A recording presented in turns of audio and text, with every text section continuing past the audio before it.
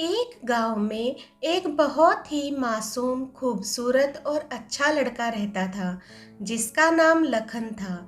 उसके परिवार में उसके माँ बाप, भाई बहन सभी थे।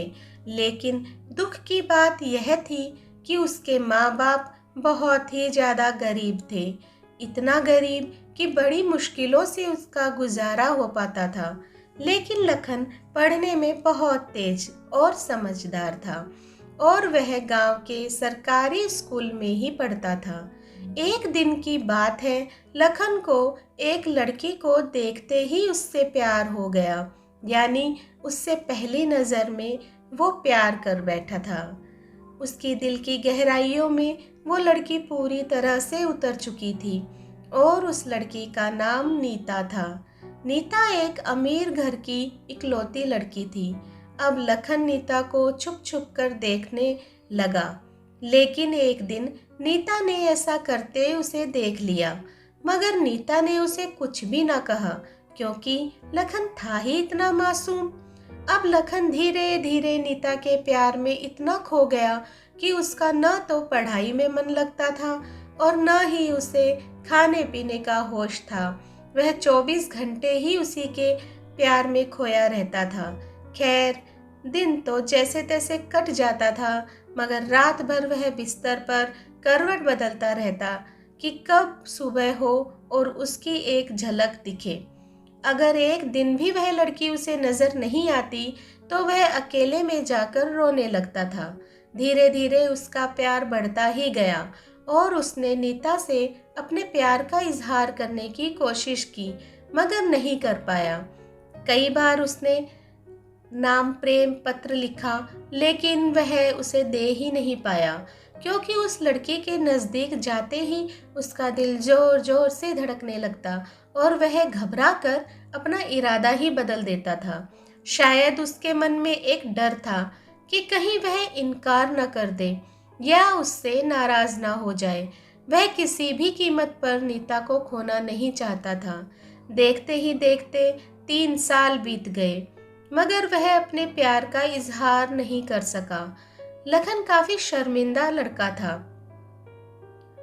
लखन काफी शर्मीला लड़का था। शायद इसीलिए वह अपने प्यार का इजहार नहीं कर पा रहा था। और वैसे भी वह लड़का गरीब और लड़की अमीर थी। शायद यही सोचकर उसकी अपने प्यार का इजहार करने की हिम्मत ही नहीं हुई। मगर उसका प्यार एकदम सच्चा और पवित्र था। उसने कभी भी उस लड़की के बारे में कभी गलत नहीं सोचा था।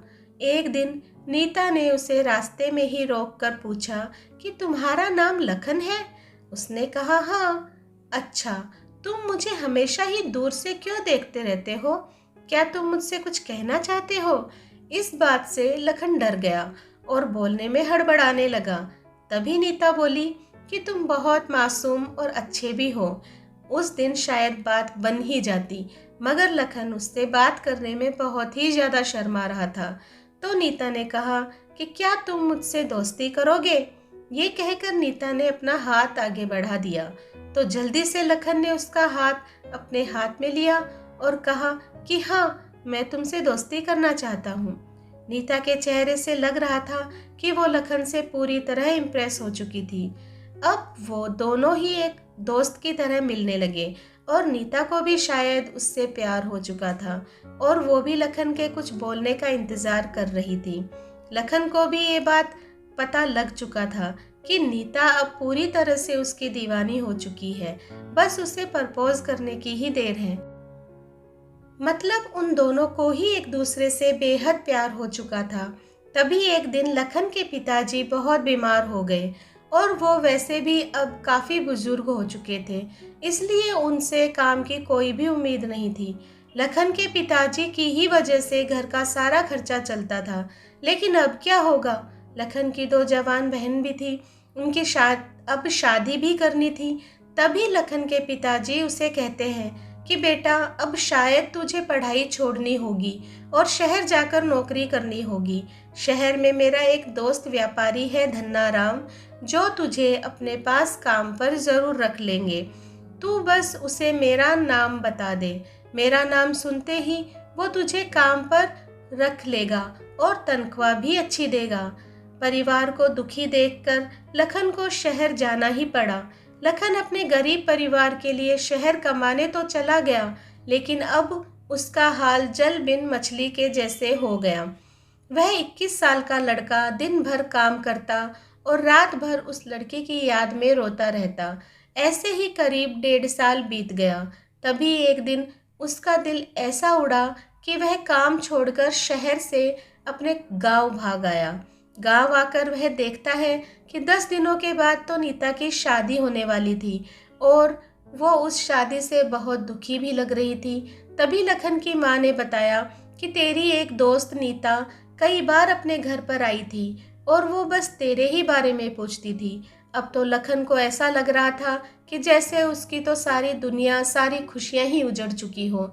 लेकिन वह क्या करता, एक तरफ प्यार था और दूसरी तरफ गरीब परिवार था और उसके कंधे पर पूरी जिम्मेदारी भी थी। वह नीता से आखिरी बार भी नहीं मिला और उसने ये फैसला कर लिया कि उसे अपने बूढ़े माँ बाप और अपने छोटे भाई और बड़ी बहनों की खुशी के लिए अपने प्यार की कुर्बानी देनी ही पड़ेगी। ये सोचकर उसने अपना फूल जैसा दिल पत्थर का बना लिया और वो नीता से भी बिना मिले ही शहर वापस चला गया। जाते जाते भी उसकी जान निकल रही थी कि काश नीता उसे मिल जाती। वह ये सोचकर बहुत रो रहा था कि वो इतना गरीब क्यों है, क्योंकि उस गरीबी के कारण वो आज कुछ भी नहीं कर सका। लेकिन लखन आज भी नीता के बारे में सोच सोच कर छुप छुप के खूब रोता है और खूब तड़पता भी है। उसके मन में आज भी सिर्फ नीता के लिए ही फीलिंग और प्यार है। आज भी वो बताना चाहता है कि नीता, मैं तुमसे बेहद प्यार करता हूँ। और वह सिर्फ एक बार नीता से ये पूछना चाहता है कि क्या वो भी उससे प्यार करती है। लेकिन लखन ने तो प्यार और परिवार के फ़र्ज़ में परिवार को चुन लिया। तो दोस्तों, लखन ने परिवार के फ़र्ज़ को चुनकर सही किया। और क्या उसे इतने गरीब परिवार को मजबूरी में छोड़कर अपने प्यार को अपनाना चाहिए था?